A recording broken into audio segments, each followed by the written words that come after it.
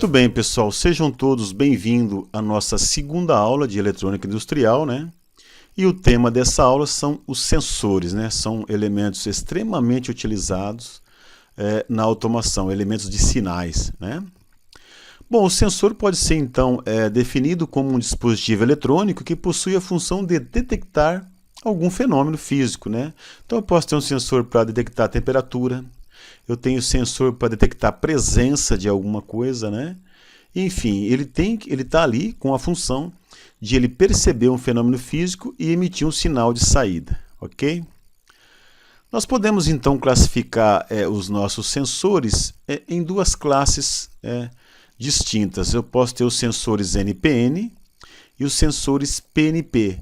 O que é essa nomenclatura, né? Ela é referente ao sinal que o sensor vai levar para a carga. O que é carga? É aquilo que o sensor vai acionar, ok?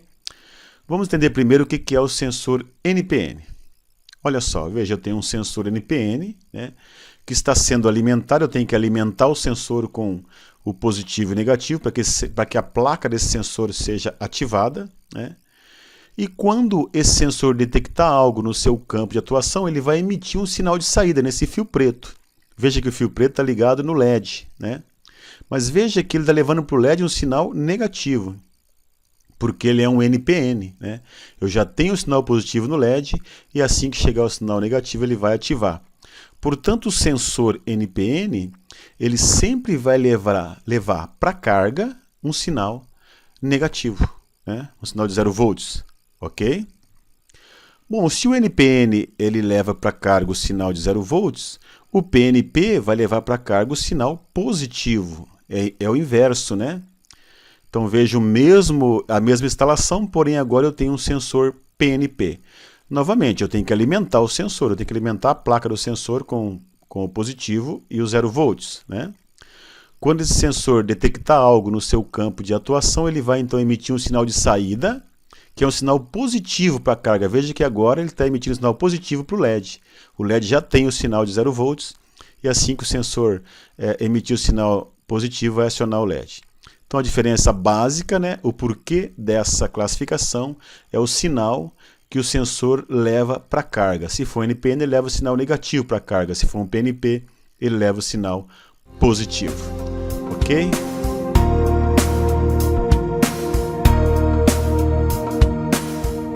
Vamos então conhecer alguns sensores, né? O primeiro sensor que nós vamos conhecer são os sensores magnéticos, né? Esse tipo de sensor ele vai detectar um fenômeno físico que é o magnetismo, ou seja, ele vai acionar só quando ele detectar a presença de algum componente que consiga emitir um sinal magnético.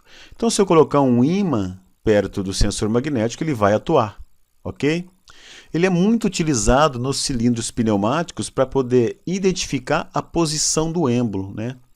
Os êmbolos dos cilindros pneumáticos eles possuem um anel magnético exatamente para que eu possa instalar na camisa do cilindro um sensor magnético e ele consegue identificar a posição desse êmbolo, né? Fazendo isso, ele consegue identificar se o cilindro está avançado ou recuado, tá? Então, sensores magnéticos têm a função de detectar, né, algum elemento que consiga emitir um campo magnético, né? Okay? Voltando a repetir o que eu falei, se eu colocar um ímã perto do sensor magnético, ele vai acionar, ok? Esse é um tipo de sensor, né, que detecta um fenômeno físico que é o magnetismo.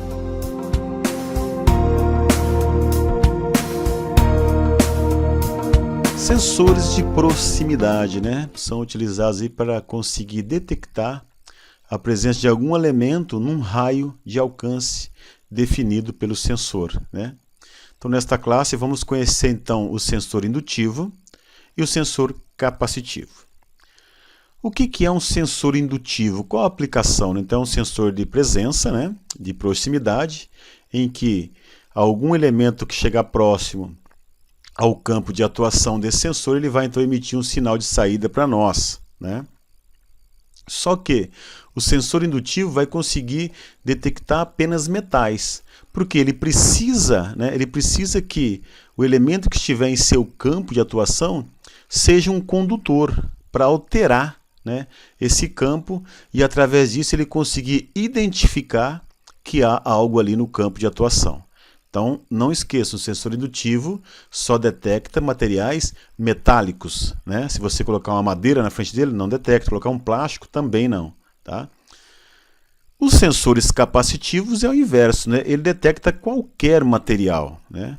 Então, a aplicação para o capacitivo ela é bem mais ampla e até o alcance dele é um pouco maior, né? A aplicação é ampla em função de que ele vai detectar tanto metal, quanto plástico, quanto madeira, né? Então, sensores de proximidade, né, ele tem um alcance limitado, ok? E ele tem algumas aplicações específicas. O sensor indutivo você vai aplicar para poder detectar algum material que seja metálico, né? Enquanto que o capacitivo eu posso aplicar ele para detectar qualquer tipo de material. Essa é a diferença grande entre os dois, além, é claro, do raio de alcance, né? Que o sensor capacitivo tem um raio de alcance um pouco maior do que o sensor indutivo. Perfeito? Então, indutivo detecta metais apenas. Capacitivo detecta qualquer tipo de material. Perfeito?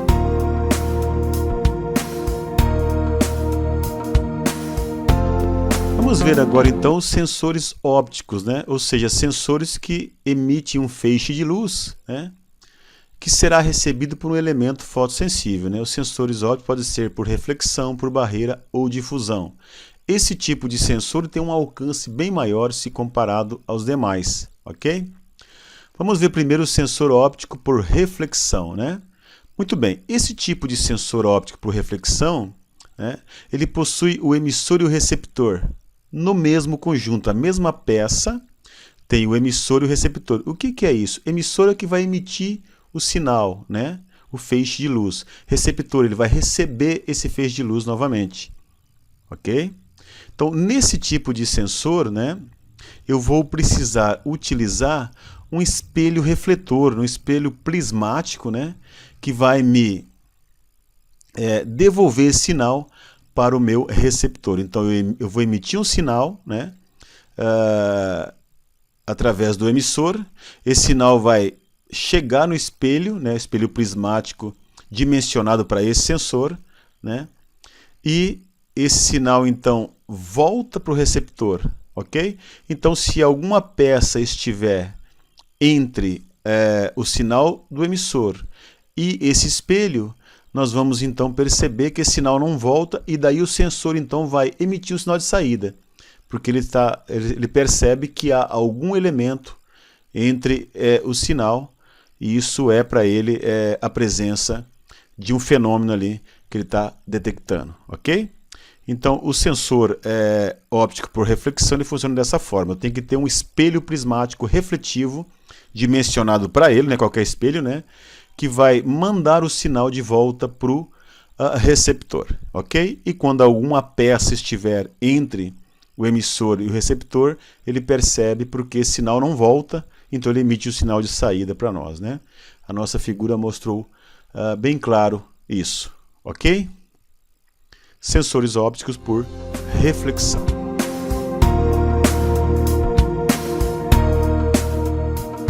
O segundo sensor óptico que nós vamos ver é o sensor por barreira, né? Esse tipo de sensor eu tenho então o emissor e o receptor em componentes diferentes. Eles não estão juntos no mesmo invólucro, né? Estão em componentes diferentes. Por quê? Porque eu vou ter que posicionar, eu vou ter que alinhar, né, os dois componentes, né, tanto o emissor como o receptor, para que o sinal emitido pelo emissor, o feixe de luz, vá até o receptor, né? Olha só a nossa simulação. Então o sinal sai do receptor e vai para o emissor, ok?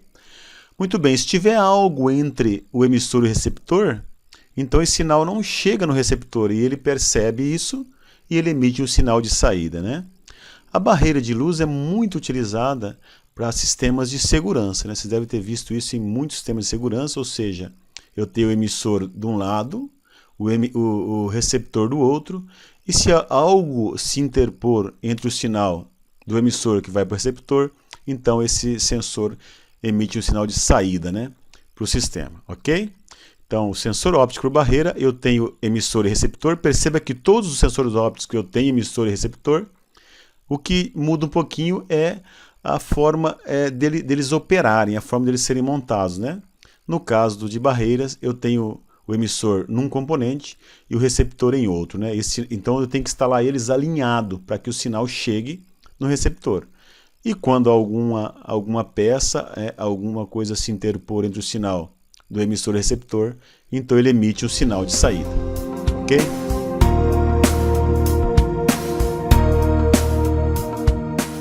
O terceiro sensor óptico que nós vamos ver é o sensor óptico por difusão, né?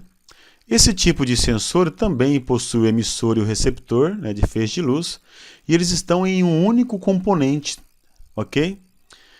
Bom, o que acontece com esse tipo de sensor? Ele vai conseguir detectar algum elemento, algum objeto que consiga refletir a luz, tá? Então ele vai emitir um sinal do emissor, esse sinal vai chegar no objeto, se o objeto for refletivo, o sinal volta para o receptor e ele então detecta a presença do componente, né? Portanto, se ele for instalado para detectar um material que seja opaco, que não consiga refletir a luz, ele não vai detectar, tá? Então, o sensor óptico por difusão, a aplicação dele é para detectar materiais que refletem a luz. Então, o metal reflete a luz, tá? Tem vários componentes que nós conhecemos, né, que refletem a luz e ele consegue detectar.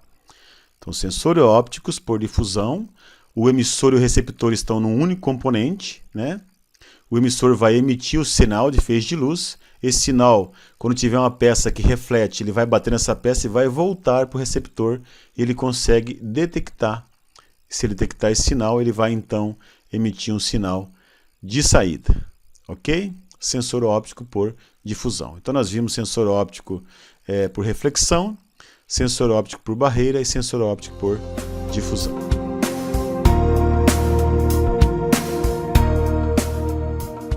Bom, vamos então falar um pouquinho sobre os condutores, né? A cor, né, dos condutores de um sensor, as cores padrão, né? Nós temos o marrom, o azul e o preto e o branco. São essas quatro cores mais utilizadas. Marrom é a alimentação do sensor, né? Eu alimento 24 volts no marrom. O azul, alimento 0 volts, né, no sensor. Então, a alimentação do sensor é o marrom, que é o positivo, e o azul, que é o 0 volts.